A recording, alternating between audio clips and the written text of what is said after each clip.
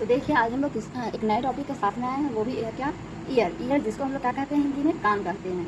देखिए इसका क्या काम होता है। तो मानव का जो कान होता है ना, सुनने और संतुलन के लिए क्या होता है, जिम्मेदार होता है। एक जटिल अंग है कान, जो है क्या है, एक जटिल अंग है जिसमें 3 मुख्य भाग होते हैं। जिसमें क्या होते हैं, 3 मुख्य भाग होते हैं। देखिए क्या क्या, तो बाहरी, मध्य और आंतरिक। बाहरी को एक्सटर्नल, मध्य को मिडिल और आंतरिक को इनर ईयर कहते हैं। बाहरी कान ध्वनि तरंगों को इकट्ठा करता है, मध्य कान उन्हें बढ़ाता है और आंतरिक कान उन्हें तंत्रिका संकेतों में परिवर्तित करता है, जिससे मस्तिष्क ध्वनि के रूप में क्या करता है, समझता है और संतुलन बनाए रखने में मदद करता है। क्लियर हो गया। फिर से एक बार देख लीजिए कि मानव का जो कान है, हम जो मनुष्य हैं, मनुष्य का जो कान जो है ना, वो क्या करता है, सुनने और संतुलन के लिए क्या होता है, जिम्मेदार होता है। और यह एक जटिल अंग है। कान क्या है, एक जटिल अंग है। और इसके कितने भाग होते हैं, तो 3 भाग होते हैं, बाहरी, मध्य और आंतरिक। बाहरी को हम लोग क्या कहते हैं, एक्सटर्नल। मध्य को क्या कहते हैं, मिडिल। और आंतरिक को क्या कहते हैं, इनर। बाहरी कान ध्वनि तरंगों को इकट्ठा करता है। मध्य कान का क्या काम होता है, उन्हें बढ़ाता है। मतलब बाहरी कान से मतलब जो ध्वनि का जो तरंगे जो होता है उसको वो क्या करता है, बढ़ाता है। और आंतरिक कान उन्हें तंत्रिका संकेतों में परिवर्तित करता है, जिससे मस्तिष्क जो है, ब्रेन जो है, ध्वनि के रूप में समझता है और संतुलन बनाए रखने में मदद करता है। क्लियर हो गया। तो देखिए अब हम लोग क्या पढ़ते हैं, outer part of human ear, मतलब मानव कान का बाहरी भाग, बाहरी हिस्सा पढ़ते हैं। तो क्या है, मानव कान के बाहरी भाग को बाहरी कान या ऑरिस एक्सटर्ना भी कहा जाता है। में कर्णपल्लव मतलब ईयर लॉब, पिन्ना, कान की नली। देखिए आउटर पार्ट ऑफ जो ह्यूमन ईयर है ना, उसका भी क्या क्या है, 3 पार्ट है। पहला ऑरिस एक्सटर्ना, फिर ईयर लॉब और पिना। क्लियर हो गया। तो देखिए एक्सटर्नल ईयर, जिसको हम लोग बाहरी कान भी कहते हैं, यह कान का सबसे बाहरी भाग होता है। इसमें भी 3 भाग होते हैं। क्या क्या होते हैं, तो ईयर पिना मतलब कर्णपल्लव, ऑडिटरी कैनाल जिसको हम लोग हिंदी में क्या कहते हैं, बाह्य कर्ण या मिटस। तीसरा ईयर ड्रम मतलब कर्णपटह। क्लियर हो गया। एक्सटर्नल ईयर का भी कितना भाग होता है, 3 भाग होता है। कौन कौन सा, तो ईयर पिना जिसको हम लोग हिंदी में कर्णपल्लव कहते हैं। दूसरा क्या होता है, ऑडिटरी कैनाल जिसको हम लोग बाहरी कर्ण मिटस कहते हैं। और तीसरा क्या होता है, ईयर ड्रम जिसको हम लोग कर्णपटह भी कहते हैं। क्लियर, समझ गए। अब आगे बढ़ें। अब देखिए क्या, तो इसके भी मतलब इनका भी विस्तार के बारे में पढ़ते हैं। तो पहले क्या है, ईयर पिन्ना के बारे में पढ़ता है, जिसको हम लोग कर्णपल्लव कहते हैं, उसके बारे में अब पढ़ते हैं। तो देखिए यह कान का सबसे बाहरी भाग होता है और यह अर्ध किपनुमा मतलब हाफ फनल लाइक होता है। मतलब जो टिप जानते हैं ना, जिससे हम लोग वो तेल या जो मतलब डब्बा में लगा करके जो डालते हैं, वो ऐसा स्ट्रक्चर का होता है, भाग होता है। और क्या देखिए, ईयर पिन्ना जो कर्णपल्लव ध्वनि तरंगों को एकत्रित करके कर्ण मीटस मतलब एक्सटर्नल ऑडिटरी मीटस में भेजता है। और यह कार्टिलेज को हम लोग हिंदी में क्या कहते हैं, उपस्थित और त्वचा से क्या होता है, बना होता है। और इसमें 3 मुख्य भाग होते हैं, ट्रैगस, हेलिक्स और लोब्यूल्स। क्लियर हो गया। फिर से देख लीजिए कि क्या यह कान का सबसे बाहरी भाग होता है और यह कैसा होता है, तो टीप नुमा मतलब मतलब टीप जानते हैं ना, जिससे हम लोग तेल को डब्बा में मतलब वो टिप से जो तेल को डालते हैं वैसा होता है। और वो क्या करता है, ईयर पिन्ना जो है, कर्णपल्लव जो है, ध्वनि तरंगों को एकत्रित करके कर्ण मीटस में मतलब एक्सटर्नल ऑडिटरी मीटस में भेजता है। यह कार्टिलेज उपस्थित और त्वचा से बना होता है और इसमें 3 मुख्य भाग होते हैं। क्या, तो ट्रैगस, हेलिक्स और लोब्यूल्स। देखिए क्या, इसकी बनावट ध्वनि केंद्रित करने में मदद करती है, जैसे कि एक एंटीना होता है। क्लियर हो गया। और इसकी क्या होती है, इसकी बनावट जो होती है ना, ध्वनि को केंद्रित करने में क्या करती है, मदद करती है, जैसे कि एक एंटीना के रूप में। इसका स्ट्रक्चर के बारे में पढ़ते हैं। तो देखिए पिन्ना कार्टिलेज से बना होता है। पिन्ना किस स्थिति से बना होता है, तो कार्टिलेज से बना होता है, जो एक लचीला हड्डियों जैसा उत्तक होता है। कार्टिलेज को त्वचा से ढका होता है और इसमें ग्रंथियां मतलब ग्लैंड्स होती है, जो कान को तेल मतलब सीरुमेन बनाती है। पिन्ना का मुख्य कार्य ध्वनि तरंगों को इकट्ठा करना होता है, उन्हें कान की नली में निर्देशित करना होता है।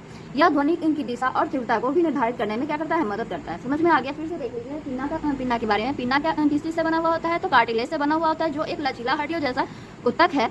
और कार्टिलेज को त्वचा और ये जो है ना, कार्टिलेज को त्वचा से ढका होता है और इसमें ग्रंथियां मतलब ग्लैंड्स जो कितने होते हैं, तो ग्रंथियां होती हैं जो कान का तेल बनाती है। क्या बनाती है, कान का तेल बनाती है। उसको मतलब इंग्लिश में हम लोग सेरुमेन कहते हैं।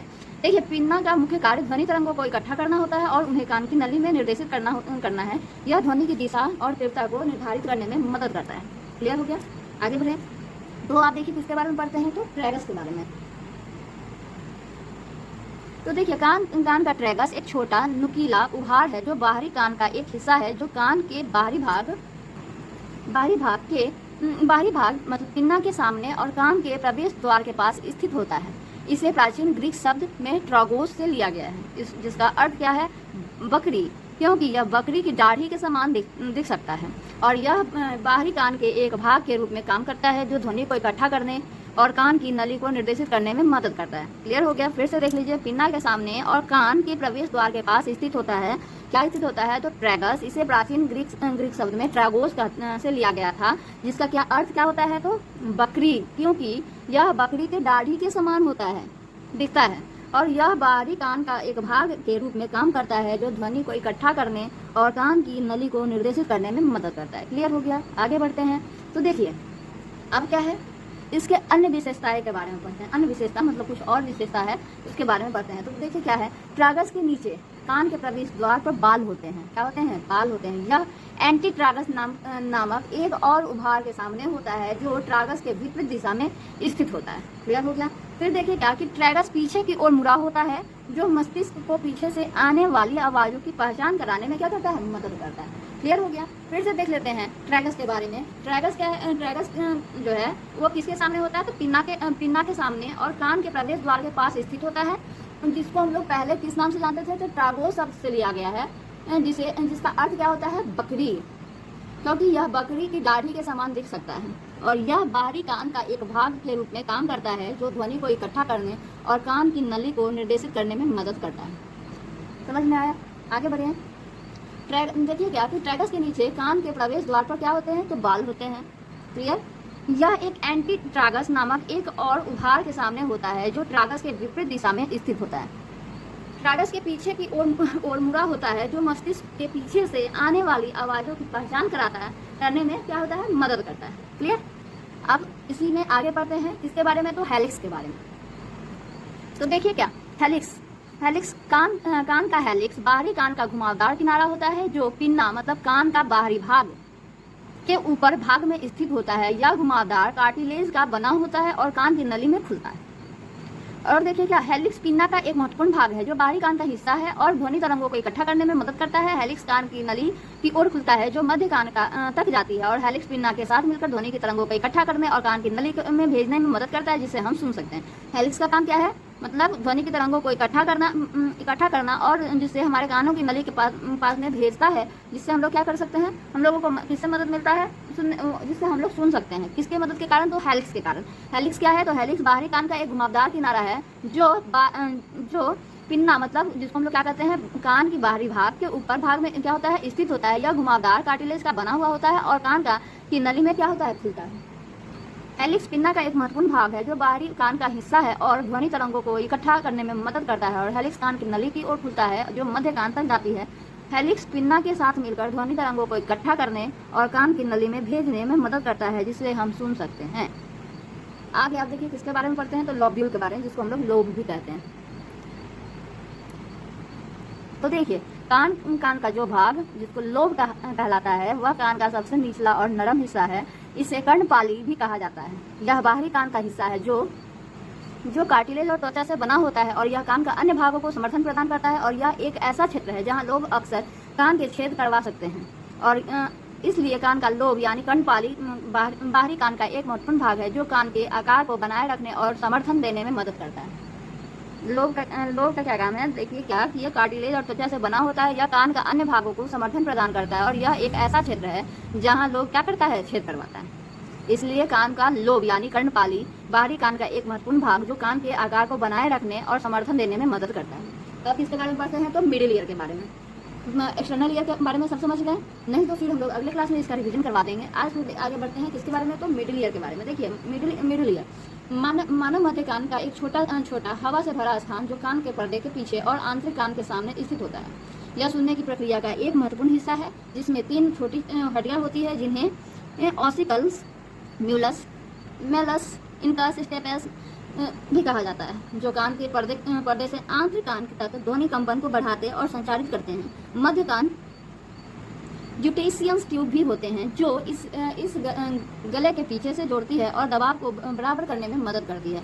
फिर से देख लीजिए किसके बारे में? मिडिल ईयर के बारे में। मानव मतलब हम लोग जो मनुष्य का मध्य कान का एक छोटा सा हवा से भरा स्थान है जो कान के पर्दे के क्या होता है? पीछे और आंतरिक कान के सामने होता है। क्लियर हो गया? यह सुनने की प्रक्रिया का एक महत्वपूर्ण हिस्सा है। यह क्या है? सुनने की प्रक्रिया का एक महत्वपूर्ण हिस्सा है ये जिसमें 3 हड्डियां होती है। कौन कौन सा हड्डियां होती है? तो ऑसिकिकल, मेलस, इनकस, स्टेपेस कहा जाता है, जो कान के पर्दे से आंतरिक कान तक ध्वनि कंपन को बढ़ाते और संचारित करते हैं। मध्य कान को इक्वेशन ट्यूब भी कहा भी होता है, जो इसे गले के से पीछे से जोड़ती है और दबाव को बराबर करने में क्या करती है? मदद करती है। अब देखिए किसके बारे में पढ़ते हैं, तो टिम्पैनिक मेम्ब्रेन के बारे में, जिसको हम लोग ईयर ड्रम के भी नाम से जानते हैं। तो देखिए कान, जिसको हम लोग टिम्पैनिक झिल्ली भी कहते हैं, कान का पर्दा भी कहते हैं। देखिए मध्य कान का की बाहरी सीमा जो इसे बाहरी कान से अलग करती है। बाहरी कान में ध्वनि तरंगों से उत्पन्न कंपन के कारण कान का पर्दा कंपित हो जाता है। क्लियर हो गया?